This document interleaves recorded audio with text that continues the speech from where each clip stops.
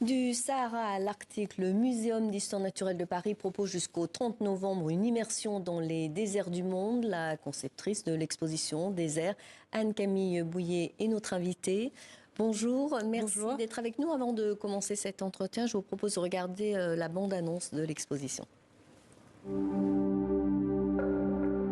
Chaud ou polaire, de pierre, de sable ou de glace, les déserts ont un point commun, des conditions a priori hostiles à la vie.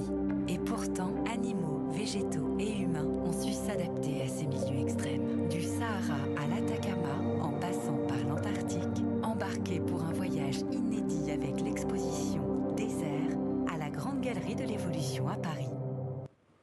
Il existe une multitude de déserts, de sable, de cailloux, de glace. Concrètement, c'est quoi un désert? Quelle est sa définition? Alors effectivement, il y a une très grande variété de déserts. Ce qui les rassemble, en fait, avant tout, c'est la rareté de l'eau sous forme liquide. Alors c'est vrai que c'est un peu surprenant peut-être pour les visiteurs, mais les déserts polaires existent. Il y a beaucoup d'eau dans les déserts polaires, mais de l'eau qui est essentiellement sous forme de glace, en tous les cas une grande partie de l'année.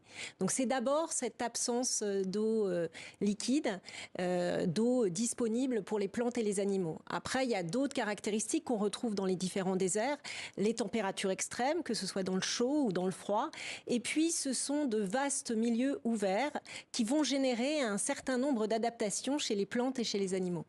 Alors l'idée de l'exposition justement est de montrer qu'il y a une vie dans le désert. On va voir justement une photo de fleurs violettes dans le désert d'Atacama qui est situé entre le nord du Chili et l'extrême sud du Pérou.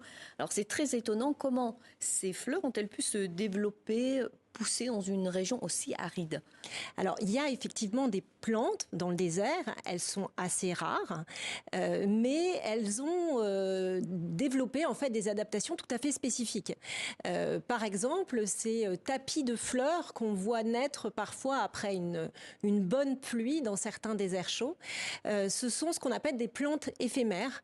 Ce sont des plantes qui vont être très opportunistes, hein, c'est-à-dire que quand les conditions sont défavorables, qu'il fait très sec, elles vont rester en dormance, les graines vont rester enfouies et puis au moment où l'eau arrive, elles vont du coup germer, se développer, fleurir, donner de nouvelles graines en un temps record, ce qui va permettre du coup à toute cette végétation de survivre, y compris dans ces conditions qu'on peut juger, nous, inhospitalières.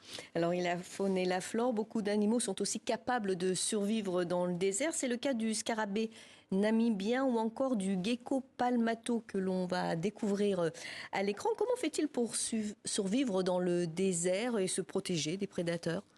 Alors, par exemple, le fameux coléoptère, le petit ténébrion dont vous parlez, qui vit dans le désert du Namib, il a développé une adaptation tout à fait étonnante qui va être capable d'aller capter la moindre goutte d'eau dans l'air ambiant. Il faut savoir que dans le désert du Namib, c'est un désert côtier, il va y avoir du brouillard et que du coup, ce petit insecte va monter en haut des dunes à l'aube et faire la position du poirier, se mettre la tête en bas et grâce à une morphologie particulière de ses élytres, il va pouvoir capter l'eau qui est dans l'atmosphère et cette eau va être ensuite guidée jusqu'à sa bouche et c'est comme ça qu'il va du coup pouvoir récupérer cette eau.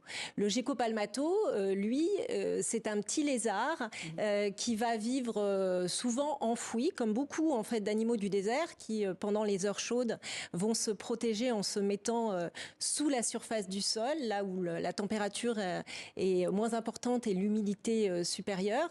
Mais il a aussi d'autres adaptations, des adaptations morphologiques, comme par exemple des pattes en forme de palme, ce qui va permettre d'augmenter en fait la surface de contact avec le sable et donc lui permettre de se déplacer à très vive allure, ce qui est important dans un milieu où finalement il y a peu d'endroits pour se cacher et donc il vaut mieux être rapide pour échapper aux prédateurs. Sur l'affiche de l'exposition, on y voit aussi un magnifique renard polaire blanc. Il vit dans le désert de glace en Islande.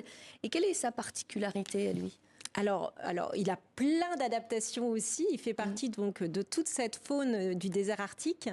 Il a notamment cette fourrure tout à fait impressionnante, différentes couches en fait de gras et de fourrure qui lui tiennent chaud. On sait que dans les déserts polaires, les hivers sont extrêmement rudes. Il a aussi une capacité à se camoufler. Donc là, on voit la version, on va dire, hiver, c'est-à-dire que pendant la période de gel, il va être tout blanc et se confondre avec l'environnement. Et pendant la période du dégel, la période estivale, il va changer de fourrure, avoir une fourrure beaucoup plus foncée qui, là encore, va lui permettre de se fondre dans le décor.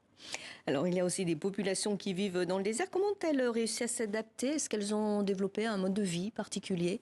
Alors en fait, il y a deux grandes stratégies dont on parle dans l'exposition que les humains ont mis en place pour vivre dans ces milieux extrêmes. La première, c'est la mobilité. C'est le fait de se déplacer pour aller chercher des ressources qui sont rares, qui sont dispersées. Donc on parle souvent de nomadisme, même si ce nomadisme, il est un peu aujourd'hui en voie de disparition, mais c'est parfois des déplacements qui sont aujourd'hui plus temporaires, plus saisonniers. Mais c'est une première adaptation. Et puis un autre type d'adaptation, c'est de transformer son milieu. Et on développe cela à travers l'exemple de l'oasis.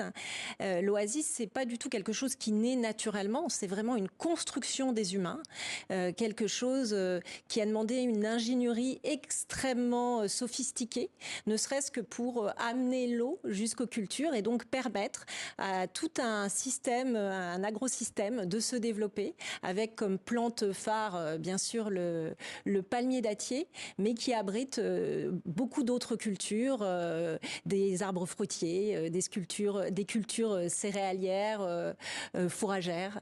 Voilà. Donc c'est Alors une dernière question, pourquoi le désert fascine autant, que ce soit les scientifiques, les auteurs? Pourquoi cette fascination? Alors, je pense qu'il y a plein de raisons pour être fasciné, qui expliquent la fascination pour le désert. Déjà, ces milieux sont incroyablement beaux et c'est vrai qu'on introduit l'exposition avec un grand panorama qui montre toute la diversité de paysages. Et puis, on zoome à l'échelle des reliefs, à l'échelle de la roche. Et puis, il fascine aussi parce que ce sont des conditions qui peuvent nous paraître extrêmement inhospitalières, mais c'est assez incroyable de voir comment la vie a réussi à s'adapter de façon très spécifique, très étonnante à ces environnements. Merci beaucoup pour cet entretien. Et je rappelle que parallèlement à l'exposition, il y a aussi ce très beau livre Désert, vivre en milieu extrême qui est sorti. Je rappelle que l'exposition Désert est à découvrir au Muséum d'Histoire naturelle à Paris jusqu'au 30 novembre.